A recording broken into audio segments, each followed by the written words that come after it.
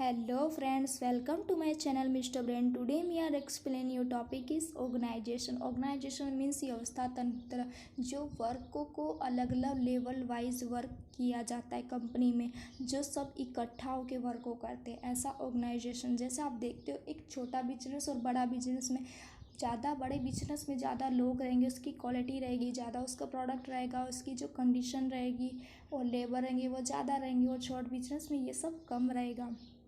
ठीक है, तो ऑर्गेनाइजेशन की पहले हम मीनिंग देखेंगे कि ऑर्गेनाइजेशन में एक दो प्रकार का बिजनेस रहता है। ऑर्गेनाइजेशन एक छोटा और बड़ा, उसके वाइज ही वर्क की कंडीशन देखी जाती है। ठीक है, organisation is a detail arrangement of work and working condition in order to perform the assigned activity in an effective manner. मतलब कि हमारा बिजनेस में क्या कंडीशन के वाइज वर्क करना चाहिए, परफॉर्म और एक्टिविटीज़ के इफेक्टिव के हिसाब से अरेंजमेंट करना। जैसे एक बड़ा बिजनेस हो तो बड़ा हम अरेंजमेंट करेंगे, बड़े उसकी कंडीशन के वाइज हम वर्क करेंगे।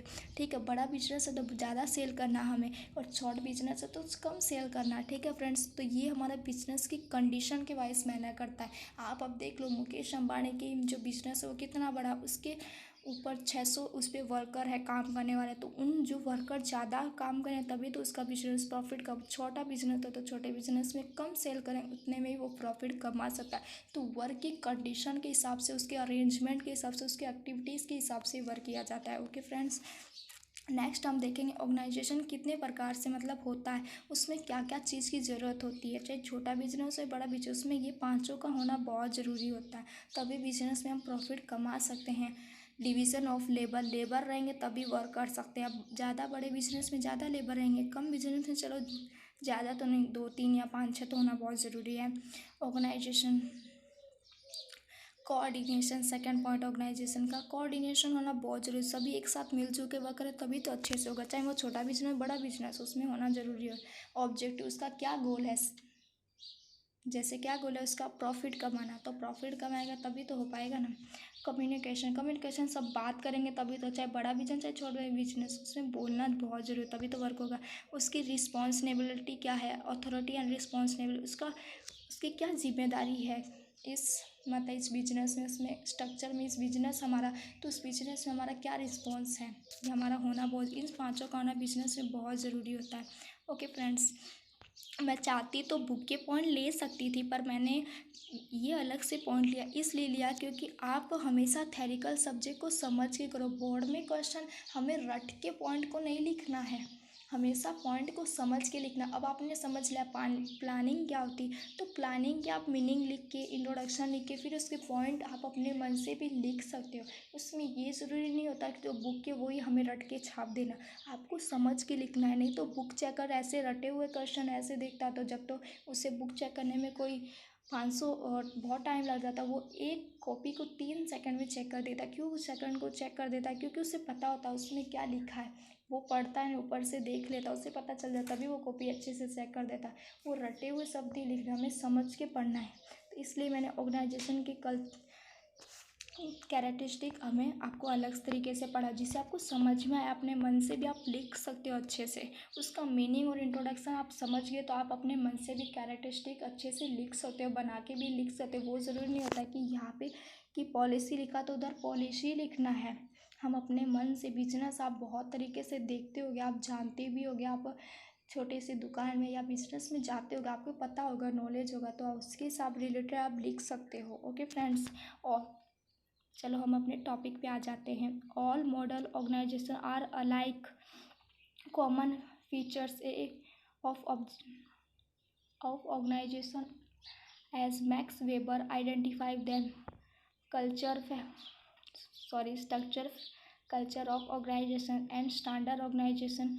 अब जैसे कि बिजनेस में क्या होता है कि उसकी ऑर्गेनाइजेशन के हिसाब से फीचर्स रखे जाते हैं। अब जैसे बड़ा बिजनेस हुआ तो मैंने आपको बताया था ज़्यादा लोग होंगे, उसके जो फीचर्स के हिसाब से उसे सब कुछ रखा जाएगा। अब जाके अब second point standard operations objective, उसके स्टैंडर्ड्स, उसका गोल क्या है बिजनेस में, उसके प्रोडक्ट कैसे होते हैं। आप जैसे कि बड़ा बिजनेस में ज़्यादा प्रोडक्ट की आवश्यकता, शॉर्ट बिजनेस में कम प्रोडक्ट की आवश्यकता। ऑर्गेनाइजेशनल पॉलिसीज़ उसकी, अब जैसे ऑर्गेनाइजेशन में कम पॉलिसी लगती है, पॉलिसी वाइज रखा जाता है कि इसका हाई लेवल बिजनेस ज़्यादा बड़ा तो उसकी हाई लेवल पॉलिसी रहेगी, जिसका शॉर्ट बिजनेस तो शॉर्ट पॉलिसीज रहेगी। ऑर्गेनाइजेशनल कल्चर के वाइज रखा जाता है। जैसे कल्चर आप जानते होंगे कि ज़्यादातर आप देख सकते हो गुजरात में ज़्यादा चनिया चोली का ज़्यादा बहुत मायने, तो उधर चनिया चोली बहुत फेमस है, तो कल्चर के वाइज वो दुकान ज़्यादा पाएगी। तो अब क्या राजस्थान में चनिया चोली की दुकान मिलेगी? नहीं, तो उसके कल्चर के वाइज दुकान मिलती है। ऑर्गेनाइजेशन इन इन्वायरमेंट, दुकान उस जगह खोली जाती है जहाँ ज़रूरत है। अब देख लो, आप देख सकते हो कि जहाँ पे लोग ज़्यादातर दुकान पता है कहाँ करते हैं, जहाँ पे एक अब किराने वाला दुकान वाला वो अपने किराने की दुकान जहाँ खोलेगा वहाँ पे एक भी ना हो, या एक हो तो भी चलेगा, एक हो तो चलेगा, या ज़्यादा दुकान किराने से बड़ी वो खोलेगा तो उसका क्या बिजनेस चलेगा? नहीं।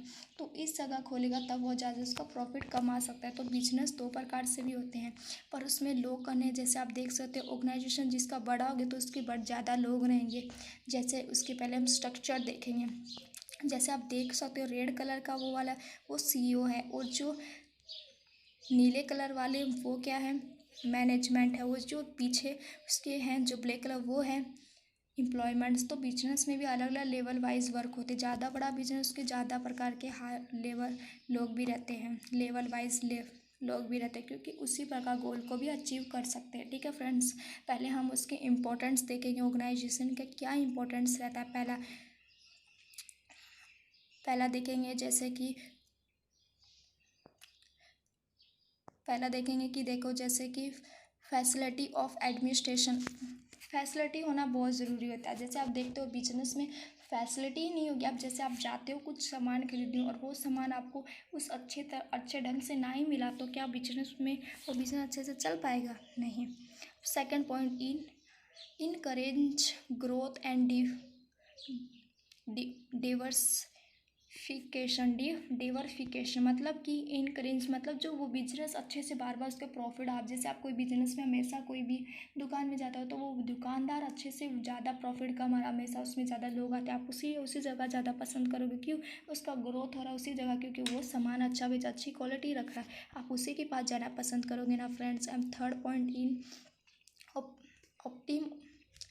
ऑप्टिमम यूज़ ऑफ टेक्नोलॉजी, वो कुछ अलग अलग टेक्नोलॉजी का यूज़ करो, आप उसी के पास आना पसंद करो, क्योंकि आपको पता है कि किस लेवल के वाइज वर्क करना चाहिए, किस लेवल के वाइज हमें गुड्स को ख़रीदना चाहिए, उसी जगह आप जाओगे खरीदने के लिए, क्योंकि वो अच्छे तरीके की क्वालिटी रख रहा है, आप उसी के पास जाओगे ना। एंड फोर्थ पॉइंट इज है स्टिमुलेट्स एंड इनोवेशन, कुछ नया कर रहा है आप उसी के पास जाओगे, उसकी जो टेक्नोलॉजी है वो अलग अलग है और जो हाई भी और अच्छी भी है, तो आप उसी के पास बिजनेस के पास जाओगे। And fifth point he encourage of goods human relationship, जो ह्यूमन के साथ अच्छे से रिलेशनशिप रहा। अब जैसे आप एक दिन जा रहे आपके पास मतलब पैसे कम पड़ गए, भाई मैं कल दे दूंगा, आप हमेशा उसके मतलब ग्राहक हो अच्छे, जो मतलब आपके कंज्यूमर बहुत अच्छे हो, उस सेल्समैन के मतलब आप कंज्यूमर डेली के मतलब लाने वाले वो गुड्स को लाने वाले हो, तो आपको वो अच्छे से, एक दिन आपके पास पैसे कम पड़ गए या तो उसने कहा कि ठीक आप कल दे देना, तो भी अच्छे से रिलेशनशिप बनोगी। भरोसा विश्वास होना ना सेल्समैन के साथ बहुत ज़रूरी होता है, और जो कंज्यूमर के साथ वो जो सेल्समैन जो रिलेशन रखता है वो बहुत अच्छा होता है, क्योंकि उसके साथ अच्छा रिलेशन बना तभी तो उसका वर्क अच्छे से चलेगा। अब जैसे कि आपने एक सामान लेके चले गए और पैसे ही नहीं दिए, आप भूल गए, तो आप उसको कल दोगे तो भी चलेगा। वो कंज्यूमर के साथ अच्छा जो ह्यूमन के साथ जो रिलेशनशिप बनाना बहुत ज़रूरी होता है। सेल्समैन का जो कंज्यूमर के साथ बहुत अच्छा रिलेशनशिप बनाना बहुत ज़रूरी, तभी वो वर्क जो उन्होंने जो गोल डिसाइड किया वो तभी वर्क को अचीव कर सकता है। 6 पॉइंट इसे जो इंटरप्रेन्योरशिप यानी कि उसका क्या मतलब उद्योग रहता है, जो अपना जो उसका गुड्स है उसके कंपनी में जो खरीदने की, जैसे उसकी क्वांटिटी उसके वाइज भी वर्क किया जाता है। जैसे कि उद्योग अभी कैसा वो किस प्रकार से बिजनेस का, तो उस प्रकार के बिजनेस में उसे क्या ज़्यादा से ज़्यादा क्या ग्रोथ करना है, ये सबसे मेन होता है। And 7 point is a coordination. Coordination तो बिजनेस में होना ही चाहिए, वो नहीं होगा तो शायद बिजनेस चलेगा। यानी कोऑर्डिनेशन मतलब एक साथ अच्छे से वर्क करना, एक साथ अच्छे से वर्क करा तभी तो वो बिजनेस में अच्छे से क्वांटिटी ये सब अच्छे से वर्क कर सकता है। अभी हम इम्पोर्टेंट्स आपने देख ली होगी कि इम्पोर्टेंट्स उसके क्या मायने रखता है। अब हम इसके टीम स्पिरिट के बिजनेस समेटा जो ऑर्गेनाइजेशन में टीम स्पिरिट का होना बहुत ज़रूरी होता है। अब जैसे आप बड़ा बिजनेस देखते हो तो अंबानी का बिजनेस, उसमें लेबर कितने काम करने वाले रहते हैं, क्योंकि वो टीम के रूप में वर्क करते हैं तभी तो उसका वर्क करता है अच्छे से चलता है ना। तो ये होना टीम स्पिरिट होना बहुत ज़रूरी होता है बिजनेस में। पहला पॉइंट है it is a closely lines with planning. पहले तो उसमें प्लानिंग की जाएगी, ठीक है। एंड जो टीम स्पिरिट से वर्क करता है, जिसका बिजनेस बहुत बड़ा होता है तो वो टीम स्पिरिट से वर्क करता है। तो उसमें टीम स्पिरिट से वर्क करने के लिए उसमें पहले से पता प्लानिंग करता है। And it is a fixable मतलब कि लक्ष्य अच्छे से रहना भी बहुत ज़रूरी होता है। And most of best stable यानी किस प्रकार से वो वर्क कर रहा है, उसकी कंडीशन क्या होती है, वो होना भी बहुत ज़रूरी होता है बिजनेस में।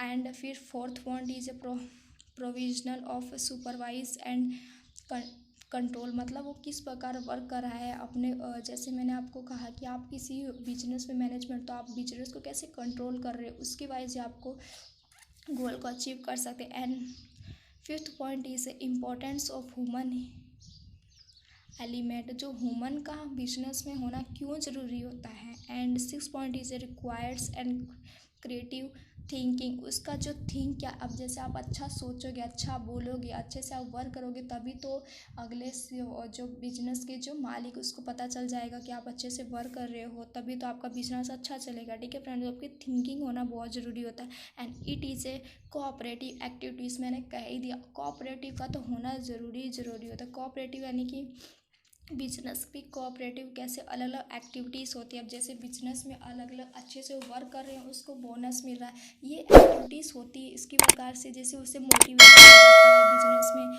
उससे मतलब कुछ गोल जैसे अच्छे से वर्क कर रहा है तो उसे सम्मानित किया जाता है, कुछ मेडल्स दिए, तो अलग अलग एक्टिविटीज़ भी होनी जरूरी जिससे वो गोल को अच्छे से वर्क कर सकता है। It is a means of to end result. अब जैसे उसने जो रिजल्ट डिसाइड किया था वो गोल अचीव हो जाता है। क्यों? क्योंकि वो टीम स्पिरिट के इस पॉइंट के रिलेटेड वर्क करेंगे तो टीम स्पिरिट से अच्छे से भी वर्क हो पाएगा और गोल भी अचीव कर सकता है वो।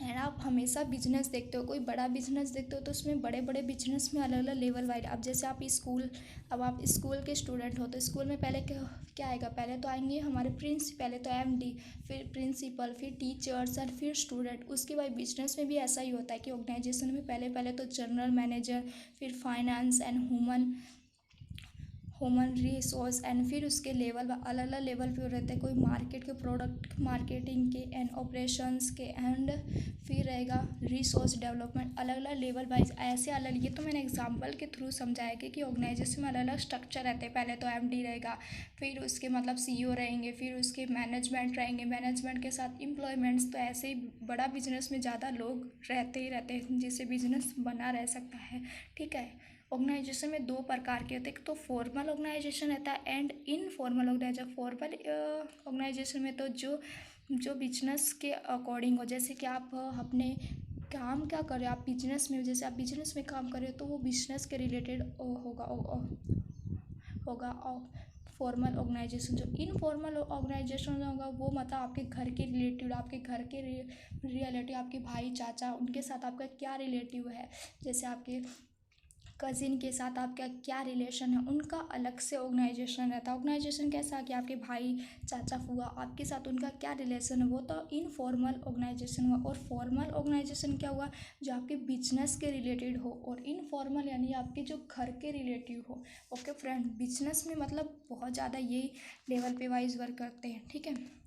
अब बिजनेस में ज़्यादातर अलग अलग लेवल पे वर्क करते हैं। जैसे आपको मैंने बताया एक लेवल पे ये, दो लेवल पे ये, अब जैसे आप देख सकते हो उस लेवल पे। और बिजनेस में लेडीज़ का होना बहुत ज़रूरी होता है। एक कोई भी वर्कर हो, जैसे लेबर के रूप में भी हो चाहे मैनेजमेंट के रूप में भी, एक लेडीज़ को हमेशा रखा जाता है, क्योंकि उसकी जो थिंकिंग है, अलग अलग जो थिंक करेंगे, अलग अलग सोचेंगे, तभी तो वर्क अच्छा कर पाएंगे। छोटे बिजनेस में भी ज़्यादा कुछ इनोवेशन करते हैं, बड़े बिजनेस में भी कुछ अलग इनोवेशन करते हैं।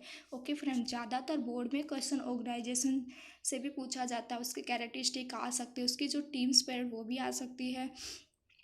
ठीक है, उसकी मीनिंग, ये सब कैरेक्टरिस्टिक, यही सब ज़्यादातर पूछे, इंपॉर्टेंट्स भी पूछते हैं।